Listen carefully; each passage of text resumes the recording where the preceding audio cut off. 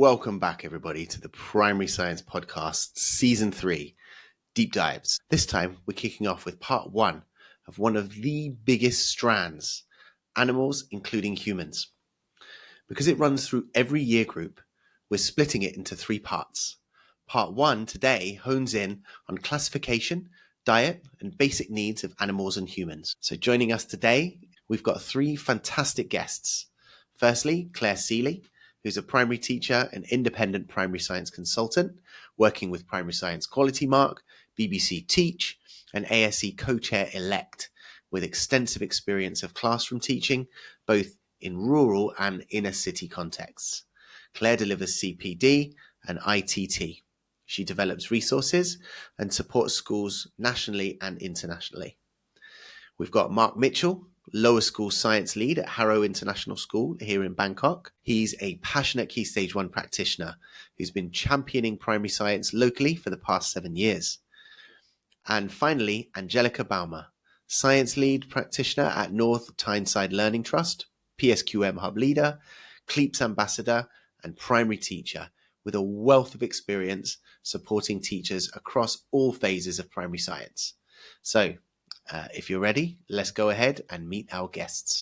We're going to be diving into one of the biggest strands in the whole science curriculum today, and I'm joined by what I can only describe as an absolutely stellar panel to really help unpack it. But before we dive into the science, I'd just love if each of you could give us just a quick peek into the projects or ideas that have been exciting you right now at the moment. So we'll start with Claire. Claire, a huge welcome and thank you for joining us. Thank you. It's great to be here. Got such a fascinating mix of experience from your consultancy work, your resource development, to contributions with BBC Teach.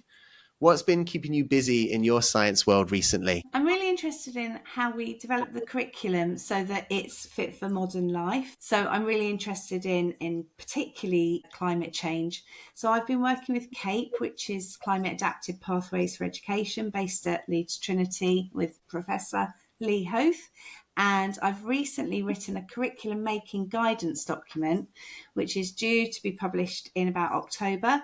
And the idea behind it is that it helps teachers to really link their science curriculum with a climate change education curriculum so that we really challenge those ideas around curriculum design. And it's really topical right now because, as you know, we're waiting for those results of the curriculum review. And we're really hoping that this document will be helpful as educators rethink their curriculums and think about, is my curriculum fit for purpose? Okay, thank you very much and welcome, Claire. On to Marc now. Marc, absolutely fantastic to have you here and welcome to the show. Thank you so much. I have been a fan since your first episode, many seasons back. So it's great to be part of the panel today. Lovely. It's an absolute honor. And I actually first saw you speak at the Festival of Education over at Wellington International School, where you shared your school's journey through the Primary Science Quality Marc. And kind of honestly, what you showed me there, it was really inspiring. And that's played a big part in my own decision to take my school through the PSQM. So really excited to have you on the panel. And I just wanted to know what's keeping you busy in your science world over there at Harrow lately. Well, we haven't slowed down since PSQM days. We have been focusing on the use of ICT recently within science sessions, something which I'm rolling out in the ASE conference over in Nottingham in January. We have been reviewing how we assess science in particular, and most recently we went for the Eco Green Flag Award, which we were awarded back in June. So very busy. Wow, amazing. And congrats on the ASE over in the UK. That sounds like great fun. Thank you. Nice. Okay, thank you, Marc. And Angelika, it's such a pleasure to have you with us today. Welcome to the show. Oh, thank you. I'm really pleased to be here. I've listened to all of the inspiring guests that you've had. So it's really exciting to be part of the conversation now. So thank you. It's an absolute pleasure. You've been leading science across phases, supporting schools through PSQM and CLEAPSS. What's been at the center of your science world recently? Yeah, so it's been really wonderful because I've been given the opportunity to teach science across all the classes in my school. So it's really given me the chance to try out new strategies with different year groups and really adapt them, specifically depending on the cohorts of children that we're getting through. And I've also really loved going into other schools within the trust to do team teaching and planning science with teachers. When I get to see the teachers leaving really excited to teach the next unit of work, it's what makes me want to keep doing what I'm doing. I'm also really looking forward to planning our next year of Ogden partnership to enhance the teaching of physics across the schools we work with as well. It sounds like great fun and must be nice to see the whole broad range, the whole big picture. It really is. And specifically this year, I'm doing that again, not with every single class, but with majority. So it's actually being able to see them within the new year group and actually being able to see those skills being transferred from the previous year group. I'm not starting with like a blank slate. I already know the children really well. So that's exciting. Awesome. I look forward to hearing more about how that goes. Now, before we dive into our main discussion, I've got a little bit of a fun game lined up. It's a new one that I've not played before on the show, so going to give it a go if that's okay. Instead of family fortunes, you might have seen that on the TV, it's classroom fortunes. So earlier this week I asked my year 4 class just out here in Bangkok some sciencey questions about animals including humans. Keep in mind it's only week 3 at the moment, so we haven't really got to grips with the actual topic yet, but obviously there's lots of prior learning and preconceived ideas. So what's going to happen is I've got a bunch of questions that I ask the kids, and then I have the top 3 answers that the 20 students in my class answered for each question. And your job is to try and guess what they are. Just one answer. So you just give me one answer. If it's on the board, you get a point. Okay? Make sense? Yeah. Yes. Do you all have a piece of paper, even like a sticky note or a mini whiteboard? Perfect. Okay. Let's see how this works.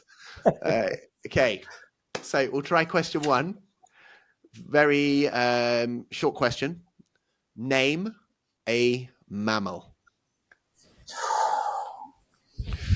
I'll give you maybe 25 seconds to have a think. Write down one answer that you think was the most popular answer. Ooh, interesting. Okay, are we ready?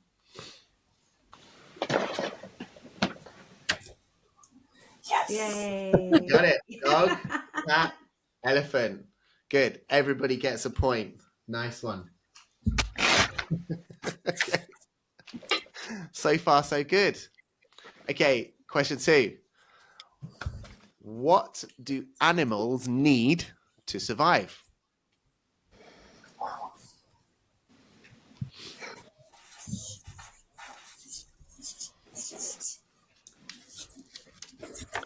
I'm writing what my class said when I did this.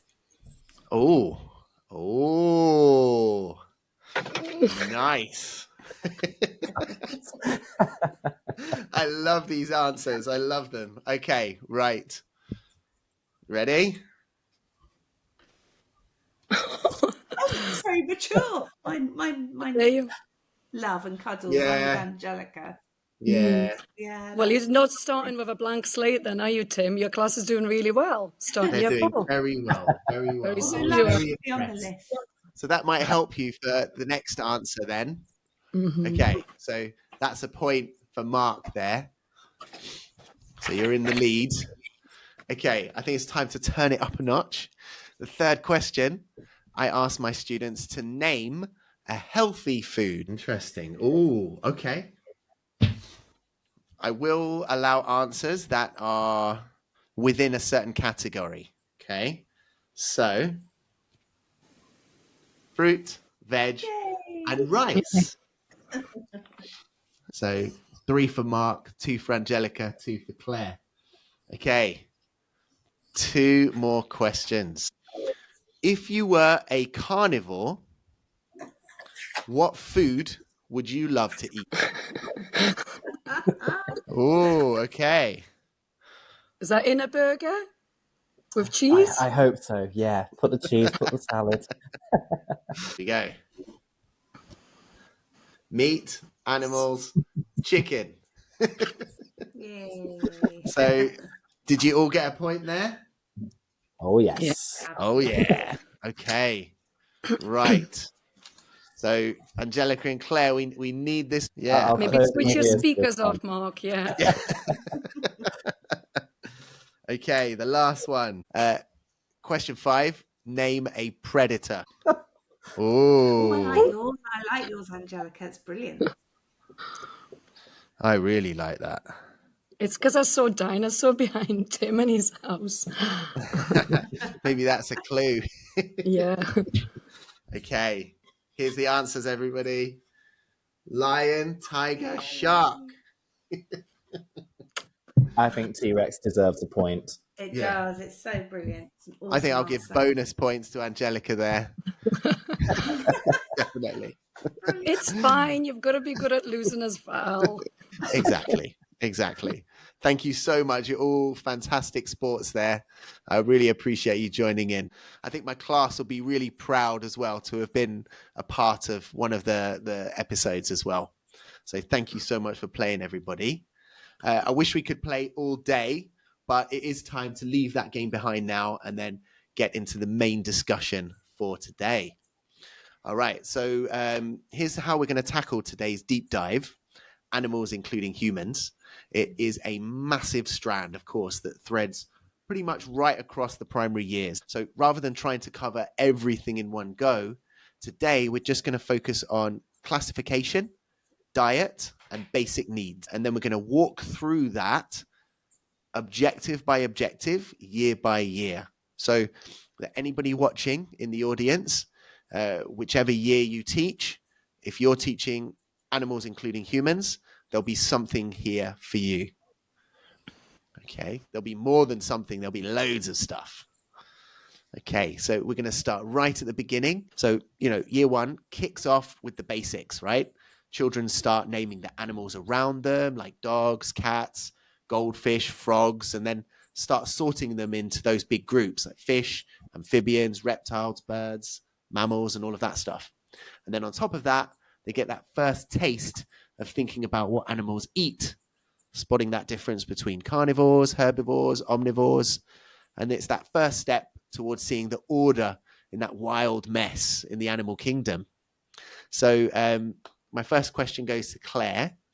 How might we take children from, just memorizing stuff and just naming animals to actual classification thinking at key stage 1 in that creative way? That's a great question. So taking that science capital teaching approach, it's really good to start with your children and what they already know. So my context when I taught this, it was 2 years ago, I had a key stage 1 class and we started with pets and favourite animals. And as a prior activity, I asked them at home to either draw a picture of their pet or an animal that they walk past every day, or bring in a photo, and their parents supported this. My little learners were absolute experts on animals. There was nothing there wasn't anything they couldn't tell you. And that was really because I think of our location. But that made them very empowered right at the beginning of that unit. They walked in celebrating that they knew something about this already. So that was a really good place to start. And we began to look at those pictures and we talked about what those animals ate, and we looked at their body parts and started to learn the names of some of those body parts that maybe they weren't as familiar with. And we looked particularly at faces and feet, because faces give you lots of clues about diet and movement, the feet with the movement. So it was really about animals they already knew. And we began straight away with that classification using hoops on the floor. And we practiced that skill of sorting a lot over the topic. They made farms and zoos. We were very playful in our approach. They made fences and enclosures and sorted the animals out that way too, thinking about what you would feed them in the zoo or on the farm. We had little bags of plastic animals, so it was more kinesthetic rather than it always just being pictures. So we used tough trays, made different types of habitats again, and they would sort the animals out that way. And we made an interactive wall display, which we added to throughout that topic. Oh, nice. I actually love the sound of the interactive sorting wall. Like, it feels like something the kids would take that ownership of. And like you said, it would empower them, empower their learning. Could you maybe walk us through how that developed over time? Totally. It morphed over the term, really, this display. So I started with a pack of animal cards. They were just playing cards or something like that. They just had animal pictures on. And we just began by putting up on the walls some criteria. And the children chose those criteria. And that's really important that they begin to do that right from the get-go. So it was simple things like body coverings, for example. Did they have skin or fur or feathers? And then we would have a selection of cards and we would have a conversation and sort the animals and put them up according to that. And over time, we added new cards. So if we had 5 minutes, I'd get out another card and we'd add it. Sometimes we'd change the criteria completely and resort the animals right from scratch. So the children drew their own animals and they would add it to this display themselves. Some of those pet photos from earlier, they went up there too. And it was a really good retrieval device because we were talking about all the different features, the body parts that animals had, their behaviours, their diets, their habitats. And actually, it was a really good way of eliciting lots and lots of stuff that they knew about this topic and really starting to then apply it to this idea of classification. That sounds great. It sounds like it took up a massive space on the wall as well. It was a chunk of space. Yeah, it was probably a 6-foot display because you know, we added to it a lot. We had loads of vocab up there as well, dual coded and all of that sort of stuff that I know most of your listeners will be doing. Yeah, fantastic. Thank you so much, Claire. Okay, to Angelika now. What's one kind of like playful or hands-on way that you've seen teachers bring that year one animal groups to life that's both kind of, safe but manageable as well in the classroom? Yeah, I've followed on from Claire. Again, the need to ensure that there are lots of plenty of engaging hands-on opportunities to help close the gaps in children's learning. When I start sort of planning and looking at a unit of work, I always get the teachers to sort of think about sort of the best and the least favourite sort of scenario where some children who might be coming in with so much prior knowledge. They might have been really enthusiastic, reading different books, looking at all sorts of exotic animals, being able to describe them, to some children who might not be able to sort of name features like scales or hooves. So it's making sure that you're sort of prepared for that as well, and tailoring learning to meet all those is key. So I found that it's good to always sort of have practical activities ready that build on what children already know and help them engage their own level as well. And alongside that, having lots of fun approaches to include different types of vocabulary games across the unit. Being a bilingual teacher myself, I sort of know how important relentless repetition is. You know, you have to say it so many times to remember it. So I've recently started trialing an approach a bit like read, write, ink, speed, sounds approach at the start of a session. But this time it's scientific vocabulary, and it's keep sort of coming back to those tricky words that as a class you sort of soon learn which words they're less confident with. And then for pupils who are already confident with that vocabulary, I've seen teachers extend this with like hands-on modeling or even save teacher-led AI-generated images to design animals, which gives the children a huge focus on describing the features, and then they can compare them to others as well. So that keeps learning playful, practical, it's inclusive for all, and also really closes the gap for those children who need extra support. Nice. The vocabulary game sounds like a lot of fun. I wonder if you could maybe walk us through an example that some of our audience teachers could just try tomorrow. Yeah, it's hard to pick my favorite one, but a simple one with the least amount of prep could be something like Guess Who. So for example, if you've got a topic like animals or you're looking at animal parts, you could call it Guess What rather than Guess Who. And all you need to do is use the same images, same word bank that you've used throughout the unit, and just display them on the board. Each child with the partner chooses an animal in the head without sharing it. And then the partner asks them closed questions to try and work out which word, feature, or an animal they've chosen. But I would always start that as a whole class activities to make sure that everybody understands it. And then once they become more familiar, as they, move on throughout year one, they can begin to play that independently. It's a nice starter to the lesson, and it gets them engaged. That's really good, actually. Yeah, I think I'm definitely one of those teachers listening in that's going to use that. So on to Marc.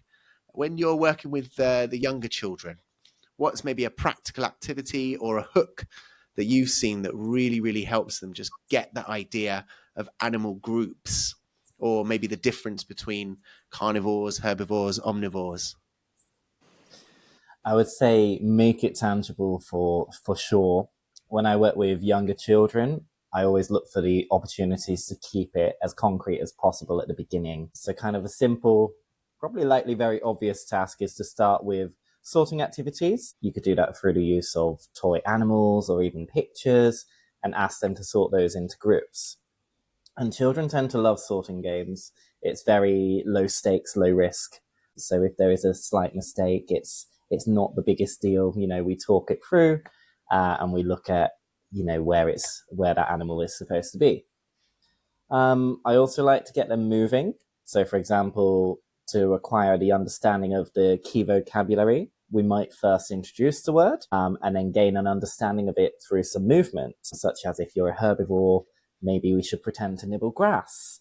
If you're a carnivore, show me your claws and roar. From that, I like it because you get the laughter and the smiles from the children, and it does tend to stick into their minds a little bit more, and they can recall that quite easily and quite simply. So yeah, make it hands-on, playful, connected to their world.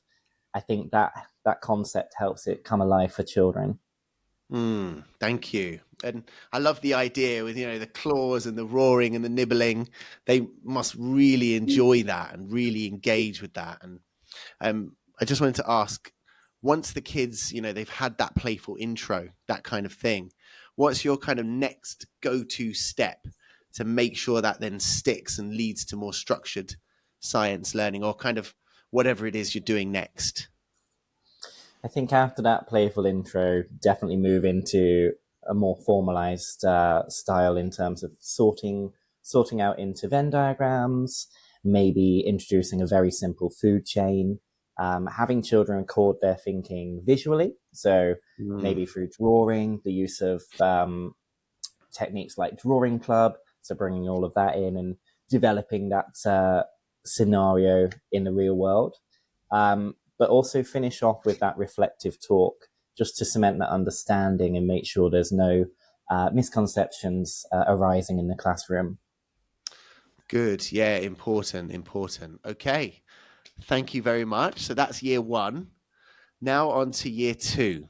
So basic needs and food chains, basically.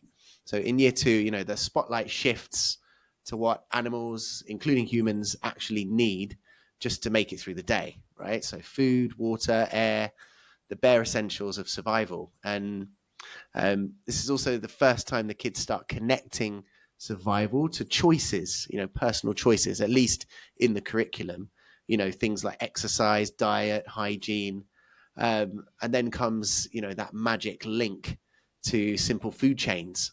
And, they start to see how living things depend on each other for survival. And it's really their first little peek at the web of life. So I want to go back to Marc there for this one. What are some of the most common misconceptions that you've seen children kind of have about survival needs, and what could we do to overcome these? I'd say when we start learning about survival needs in year two, the most often occurring misconception is that both humans and animals need all of the same things.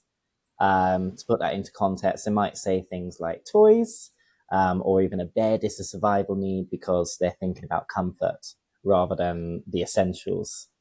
Another misconception that pops up quite often is that plants don't need food to survive. This is especially tricky as you can't necessarily see how a plant obtains food, and it becomes a bit more difficult to and a bit abstract to explain. So to enable children to overcome these, I often find the best practice is to keep referring back to the basics: food, water, air, and shelter, and use the comparisons from this as well. For example, I might ask, can you live without your favorite toy? Yes. But could you live without water? No.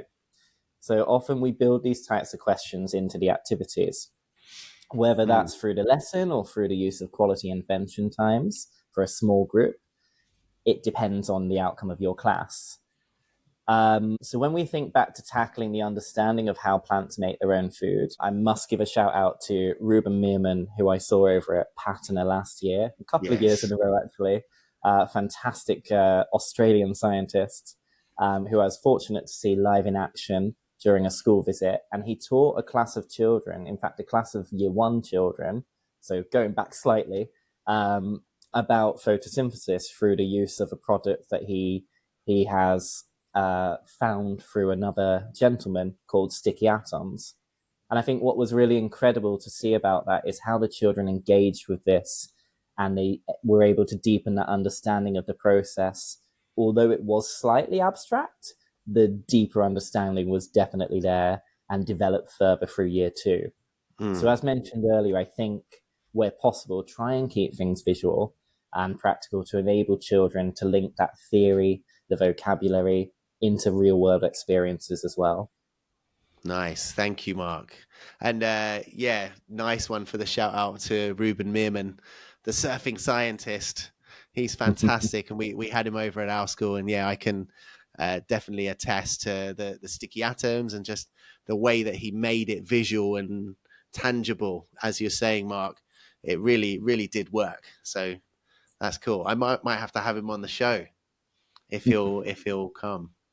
Okay, so you mentioned there that keeping things visual and practical is key. And what's your kind of absolute favorite, maybe low-cost prop or demo that you've used to make survival needs tangible for kids? Do you know, in 13 years, my favorite prop is a box. A box can be absolutely anything. So for this, I'd call it my survival box. A simple box just filled with a mix of survival items: water, apple, blanket, and non-survival items: toys, teddies, sunglasses. And what's really great about this sort of low-cost prop is it's such a surprise element to the children still. You're pulling something out of a box. It sparks discussion. Is this something you need to survive? Or is it just something that's nice to have? Thank you very much, Marc. Okay, over to Claire. Do you have any favorite hooks or hands-on tasks that you've used to bring those survival needs or, maybe hygiene to life for year 2? We spent ages looking at that word hygienic because it's a big word, isn't it? And actually, some people will say certain things are hygienic or unhygienic, and we don't always all agree. So we talked about what the word meant, and we used widget symbols for that, key vocabulary. And I modelled that word a lot in my teaching. We thought about how to care for our pets, and we role played this. And then the children used that role play where they'd really practice that language and constructing those sentences. We wrote then these pet care advice postcards, which they really enjoyed writing, and they could write about their own animal and just thinking about how to keep your animal safe, secure, what its survival needs are, hygienic conditions to live in, all of those sorts of things. They really resonated with the children. Again, because as earlier, they are experts in their pets. So it's a really nice way of hanging on that learning to something they know. And those lessons did really overrun massively because they just wouldn't stop talking about it. They were very excited, which is what you want, isn't it? That for me is the sign that it's going in. And then we moved it on to a more sort of human type person, and they were introduced to a very icky character called Blobble, who really did need some advice about their hygiene and keeping healthy. And children love telling somebody what to do, don't they, and correcting those mistakes. So they wrote to Blobble to help him to understand what does he need to do differently. And then that morphed into a poster campaign around school to encourage their friends to wash their hands. Wow. Okay. Blobble sounds like a fantastic hook.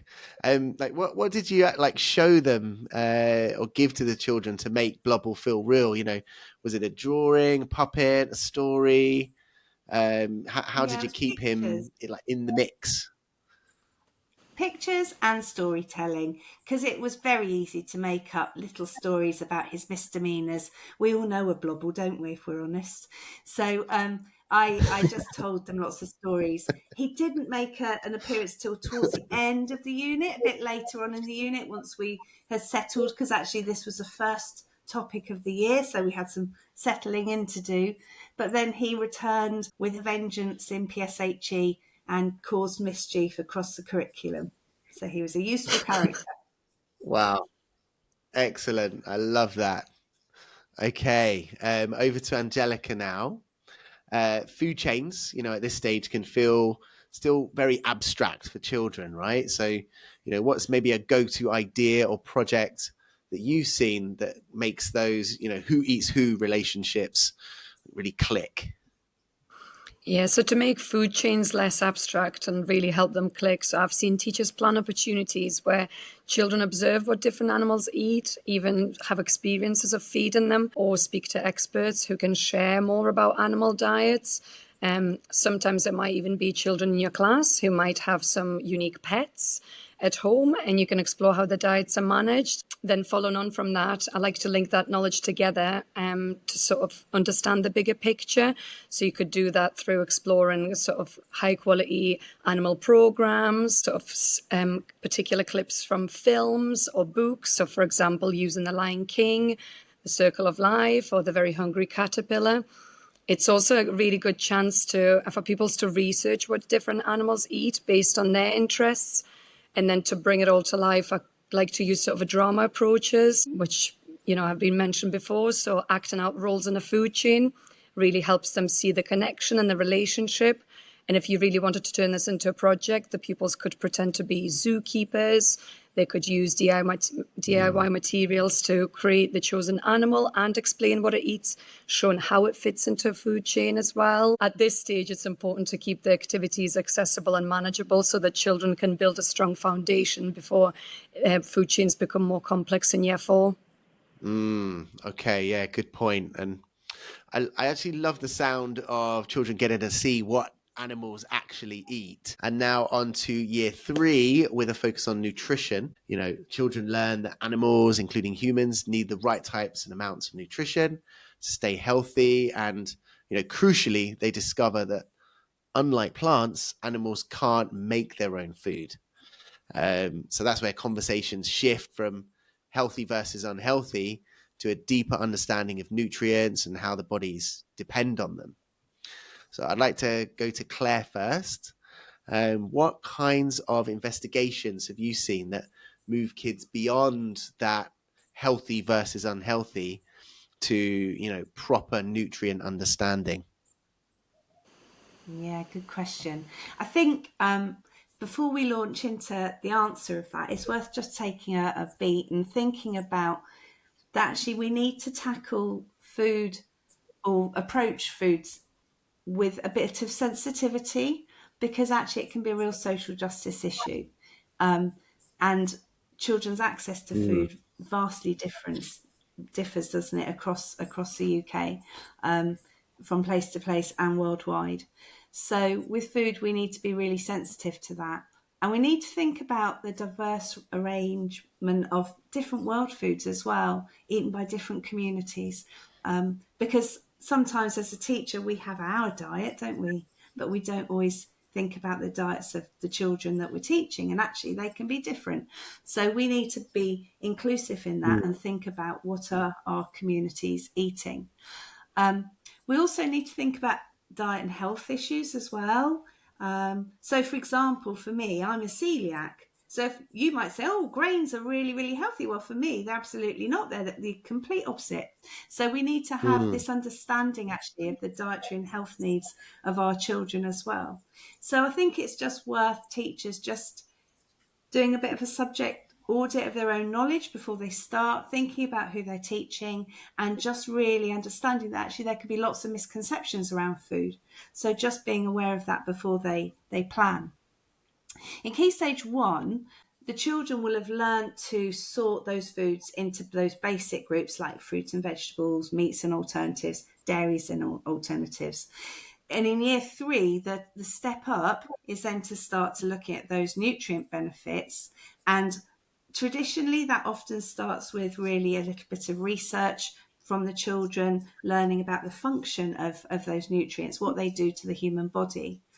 And then it's about application. It's giving children lots and lots of opportunities to apply that learning, to make it real as possible, giving children lots of chances to explore those groups, sorting foods into the nutrient groups, analysing simple meals to look for those nutrients, and to think then about healthy choices. Which of these two foods would be the healthier choice?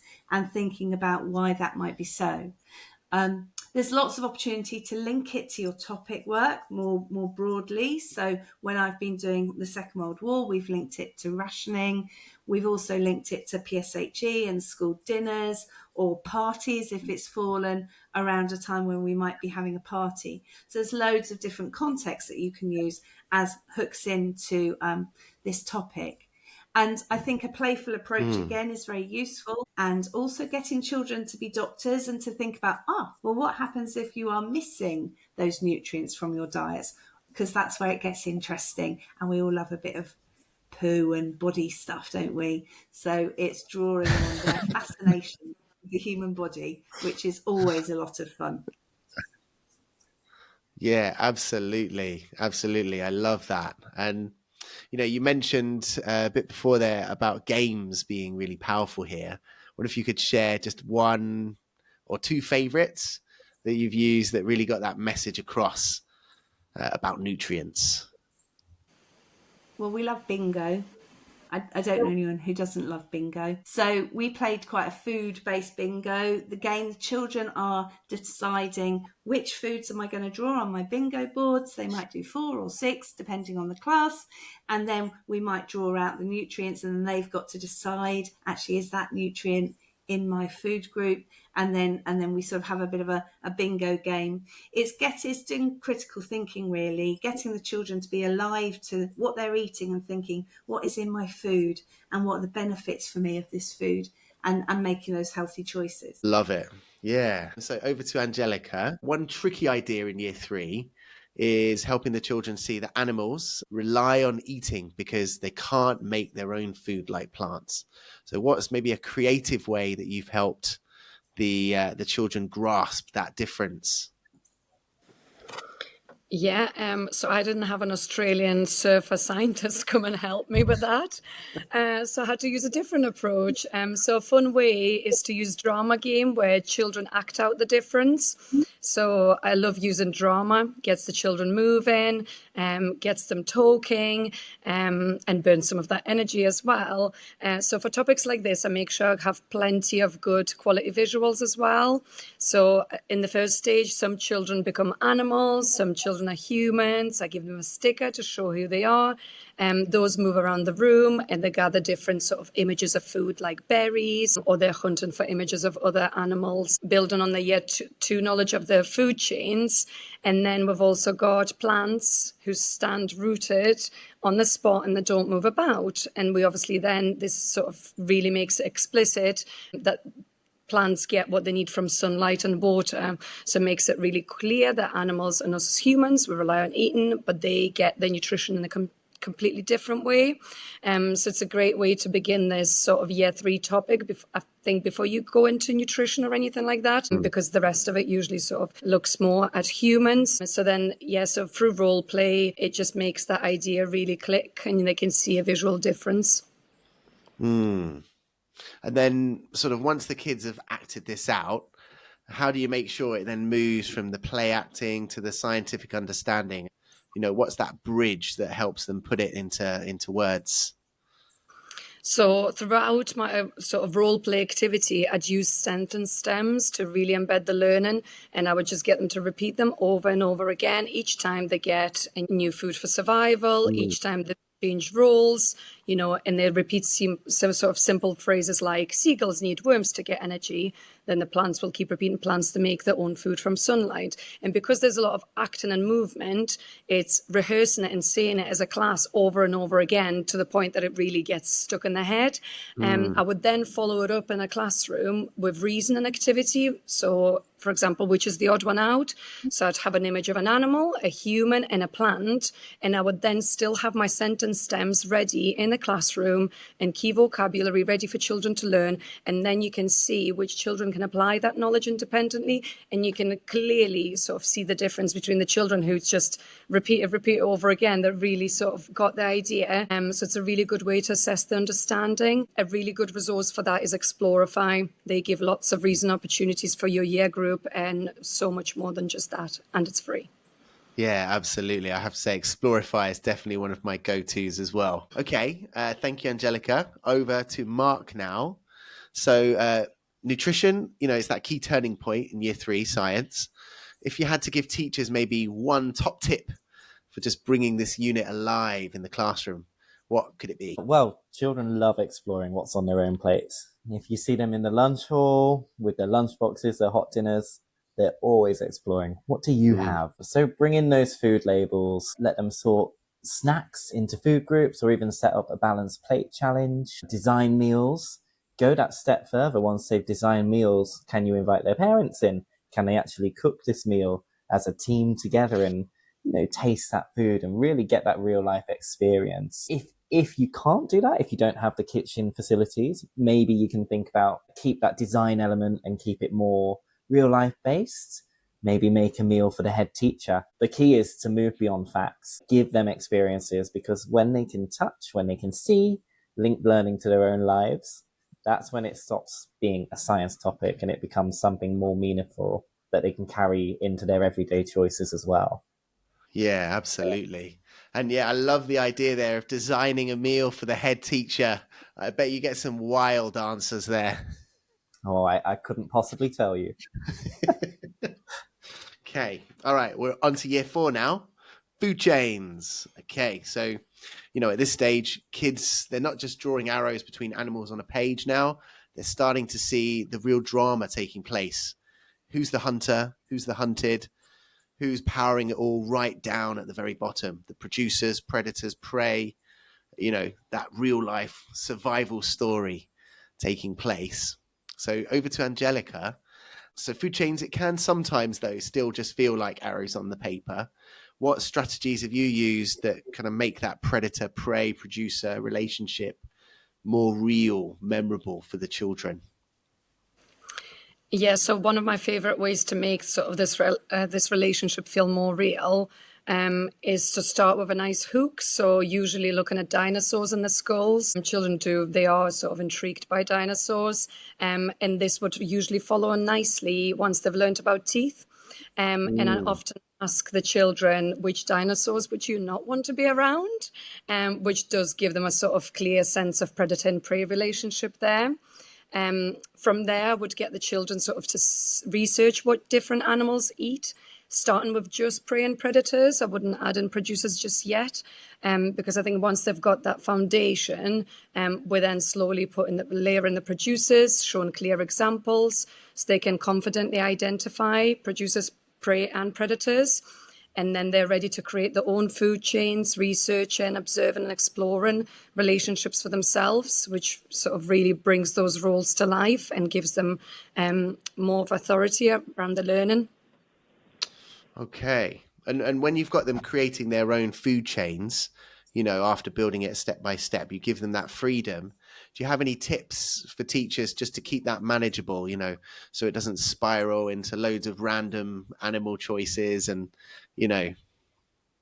Yes, definitely. So I think less is more when it comes to looking at animals, as there's so much out there, same as with plants. So it's just trying not to forget to include animals closer to home in your local habitat, as well as some exotic examples, and keeping it manageable by using like a smaller section from different groups helps reduce cognitive load and allows children to sort of stay focused and then secure. And once they've done that, that's when you can give them a little bit more freedom. If you are really stuck, I've known some teachers to dip into Oak Academy resources to check sort of examples or to see how content can be pitched. So yeah, once you've done that and they can do it with smaller number, that's when you sort of explore more secondary sources. The teacher might have pre-selected websites on a Padlet, age-appropriate reading materials to extend their understanding.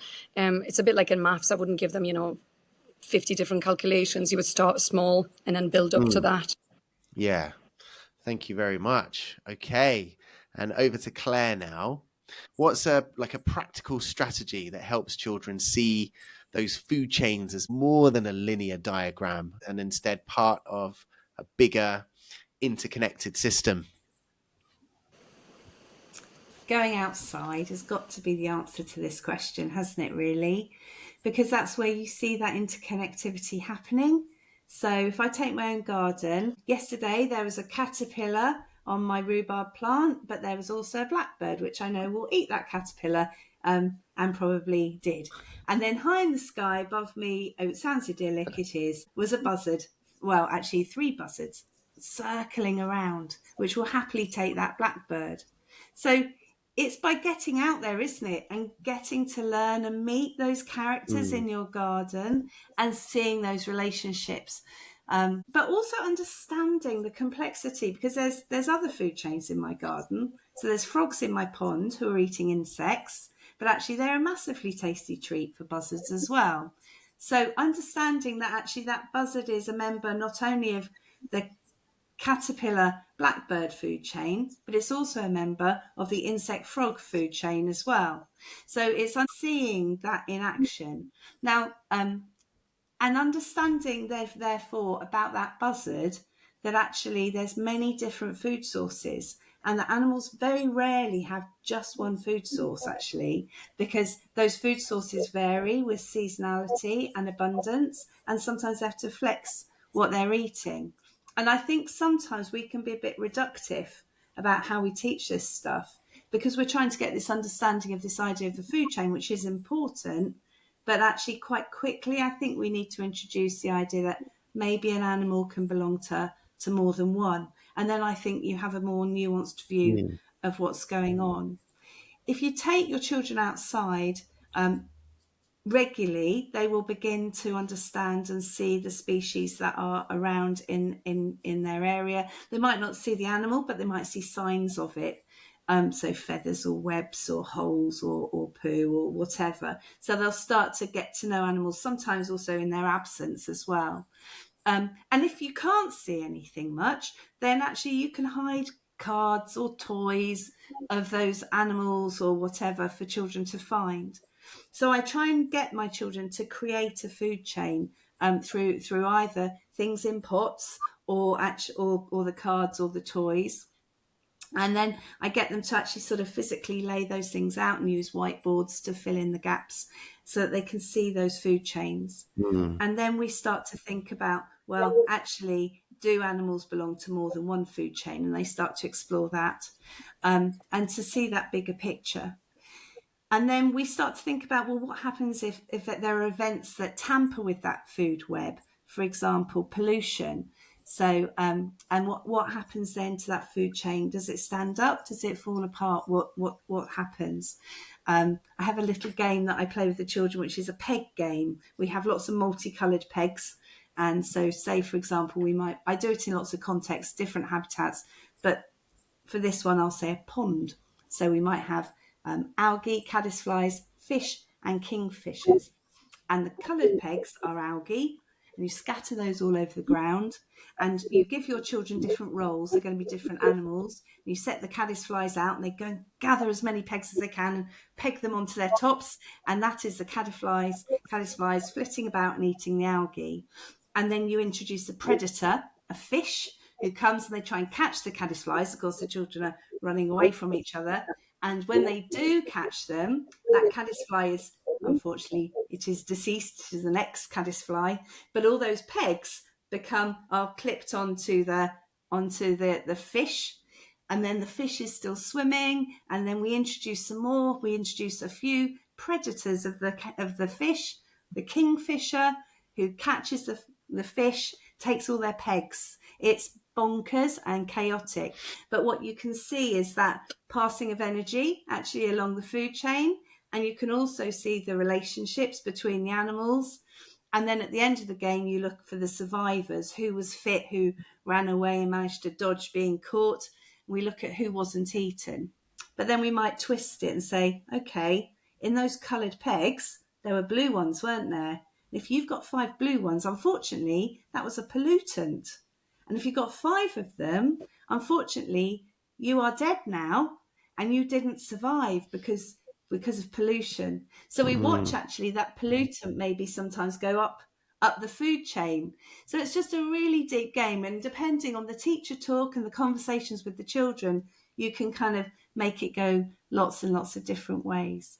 But I think the thing is to get outside, have fun, get looking, get learning and meeting and greeting the organisms in your own environment. That's the really key factor here. Absolutely. And thank you for the description of that game. It sounds fantastic. You also mentioned, children linking the food chains together into webs.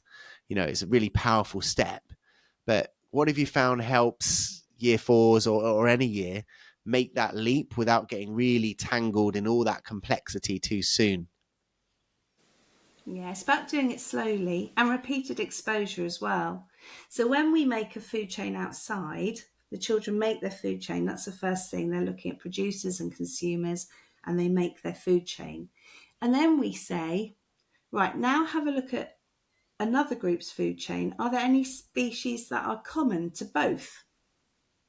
And then they start to see that link. And then we say, well, how would you join that food chain to another food chain? So you're just joining 2, or you might then join a 3rd if you're really getting on well. But it's that idea of finding those things in common between the food chains, because that's then how you start to develop a little understanding of that interconnectivity. Brilliant. Thank you, Claire. To Marc, when you think about teaching food chains at this stage, what's one approach or idea that you've seen that really helps the children connect with it, feel like the learning is meaningful? I think one approach that I found really powerful over the years is getting children to actually physically become part of that food chain. You're giving each child a card, for example, the very basic sun, grass, rabbit, fox.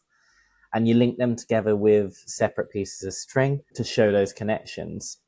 And if you took one away and you watched both pieces of string from either side fall down, they're already seeing how that chain is now unraveling. Suddenly it's not just arrows on a page. It's a living system that they're part of. They can feel how every link matters. I think that sense of drama and interconnection makes that learning stick really well, particularly in year 4. To instill more of a bit of a challenge, teachers might start incorporating what-if questions to sort of solidify that understanding a little bit more, to think about the balance of ecosystems. So tying this together with a local wildlife charity could be the way to making this even more meaningful. An example of this at my school is we utilize local expertise from a charity called Global Reef, and we build a package of learning based around something right on our doorstep to do with marine life. So that's been a fantastic sort of development of our curriculum. That sounds fantastic, actually. Maybe I'll ask you some more about that when I see you next. So the drama with dropping off the bits of string, it really is such a good step up from the arrows on paper. Do you see this as the start of moving them into proper food webs, or is it just more about consolidating the chains first? I'd definitely say the first step is to check that the children have a really solid grasp of simple food chains. If they're not confident with the basics, like the producers, the consumers, and the flow of energy, then moving into webs can feel a bit overwhelming. There's definitely a space to turn that into a web if you feel your class are doing quite well with that food chain knowledge. But I would start with these drama activities, these props, to really cement the chain idea and make sure there aren't any misconceptions, particularly with the flow of energy. That tends to be the biggest misconception in the food chain.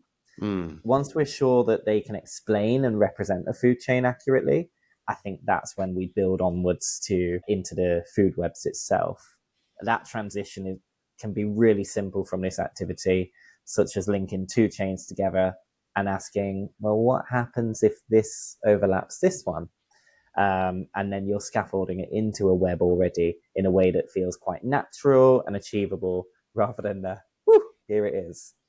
Yeah, very nice. So by the time you get to year 6, it's not just about the nutrients and naming them anymore. It's that big picture. The kids are starting to see how their choices make every day, including what they eat, how much they move, habits around rest. They all tie down directly to how their bodies work and function. So I'd like to ask Claire, what's an effective inquiry that you've seen that really helps the kids in year 6 see that cause and effect between lifestyle and health? A few years ago, I was a writer for the new edition of Snap Science, and as part of this, I designed a lesson for children to look at not only the effects of smoking, but vaping as well, and to compare the two effects on their lungs. In the school context that I was working in at that time, this lesson was massively important to us. We did hear about children interacting with vapes.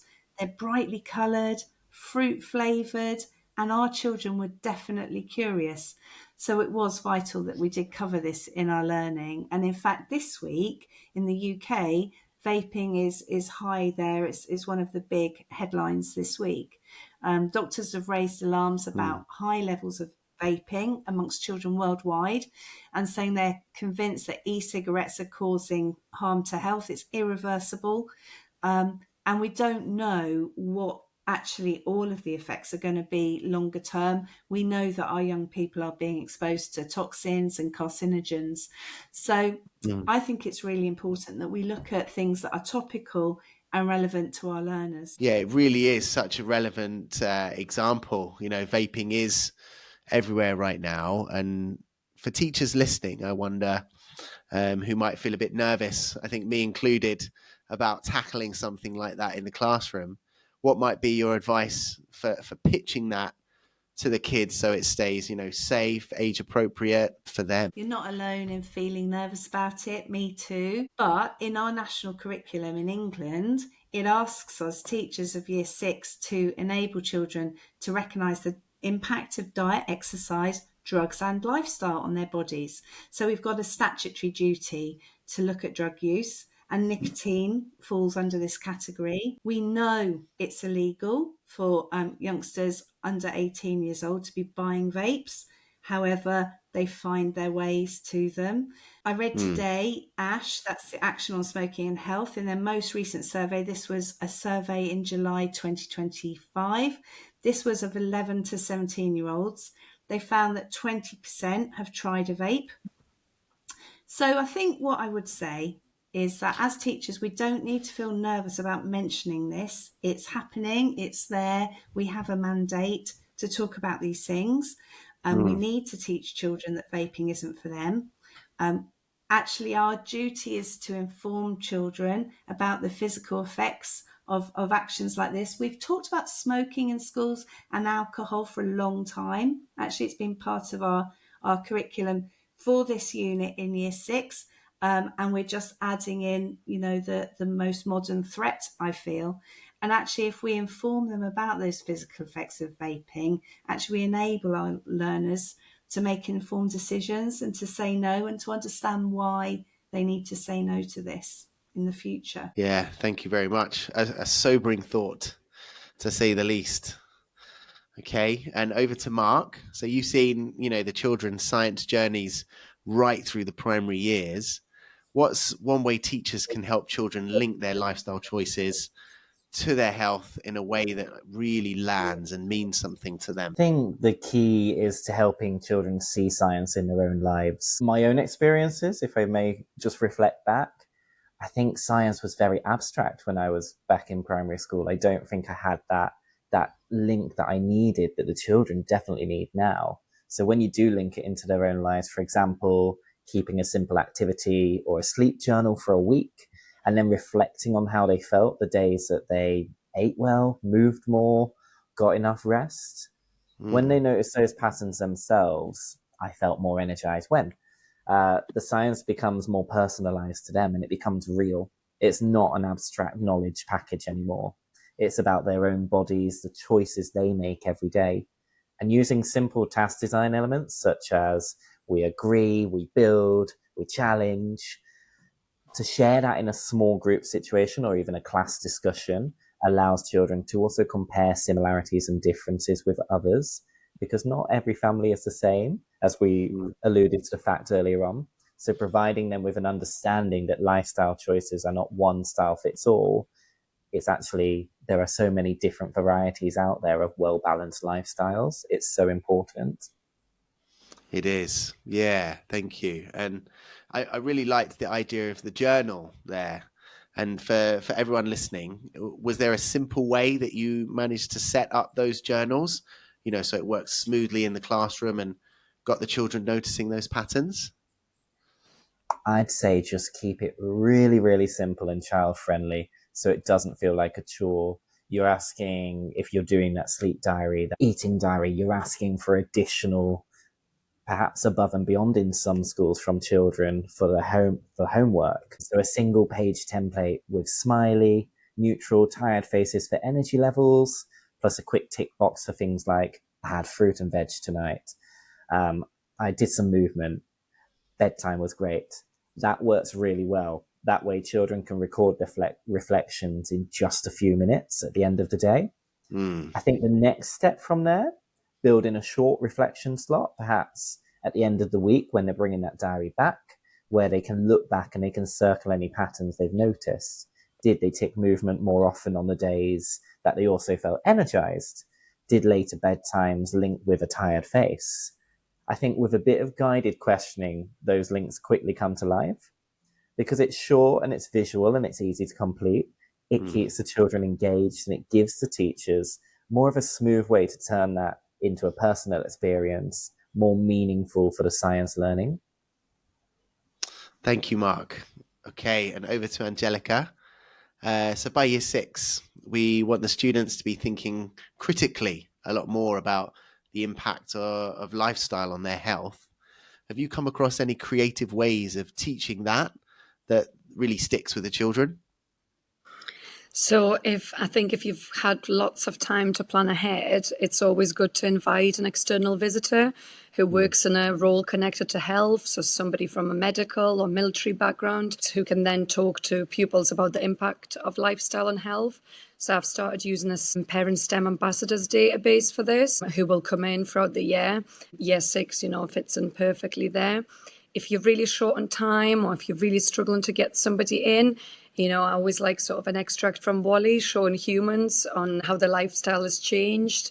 And so it's a great to watch and unpick that with the class. And then also it's obviously really important to teach them the facts, whether you are generating key interesting facts using an AI podcast generator, or whether you're using sort of age-appropriate materials, and then getting the children to share the learning creatively.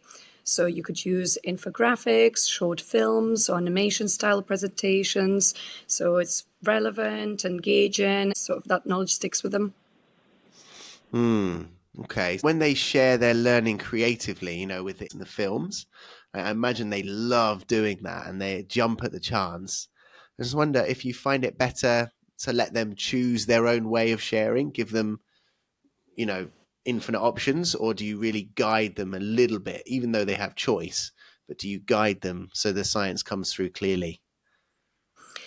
So I'm really lucky at my school, as all pupils have their own iPads. So by the time they reach year 6, they've got a healthy relationship with an iPad. It's not just, sort of an exciting tool where they forget about everything else they were doing. So by the time they're in year 6, they're really secure with digital literacy. So it doesn't get in the way of science learning.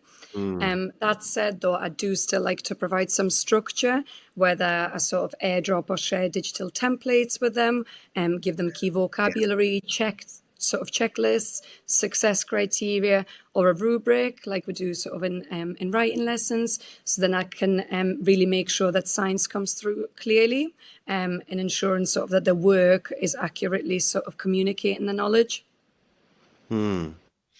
Okay, thank you. Thank you. Right. Wow.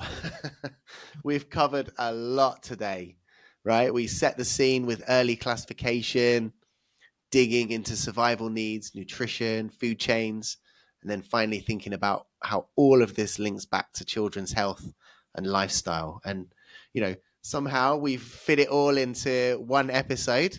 And to bring it to a close, I'd just love to hear perhaps one last key takeaway from each of you. So if teachers take away one thing to use about classification, diet, and basic needs across primary years, what would it be? And I think, Marc, if it's okay, could we start with you? Absolutely.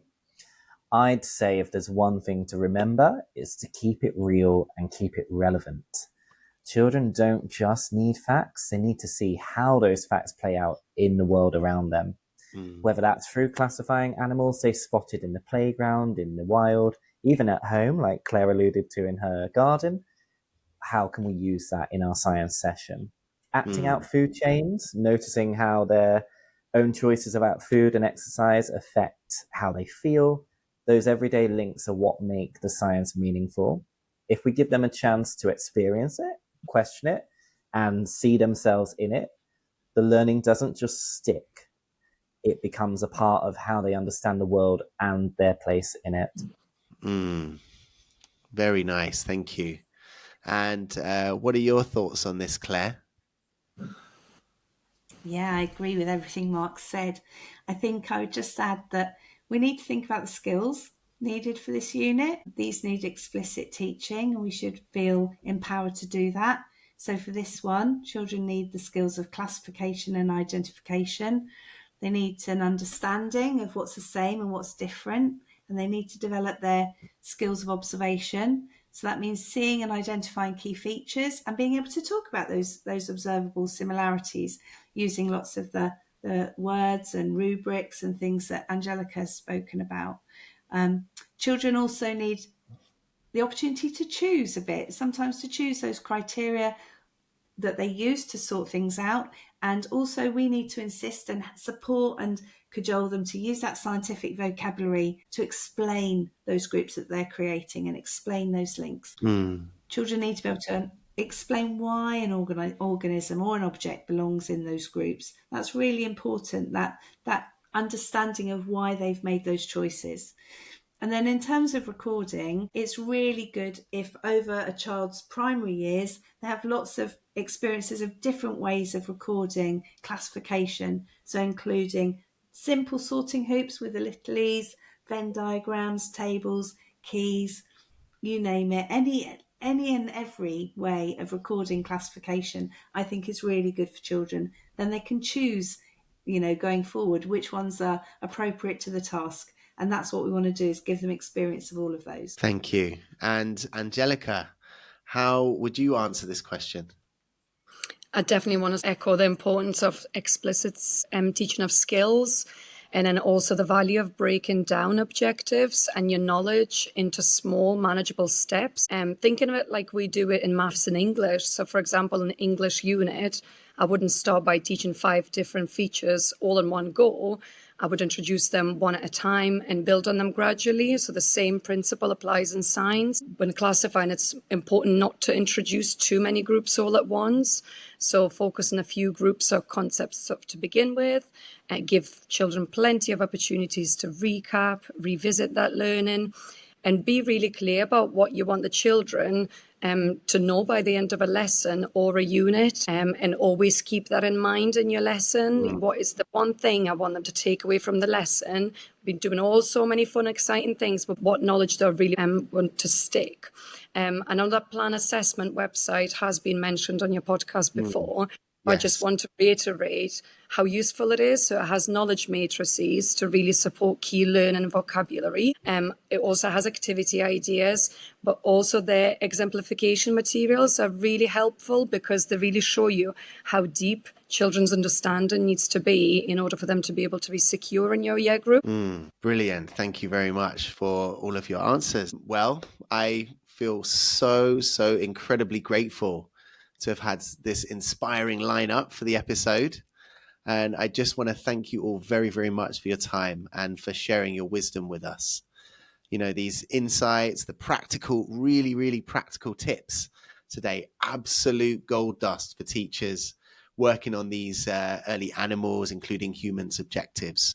So thank you very, very much for that. I really hope that this has given listeners some new ideas to take back to their classroom straight away, whether it's sparking curiosity with year 1 animal groups, tackling those survival needs in year 2, or helping children make sense of nutrition and food chains in years 3 and 4. As always, everybody, if you've got suggestions for improving the show, topics you'd love us to explore, please do leave a comment or just get in touch with me directly.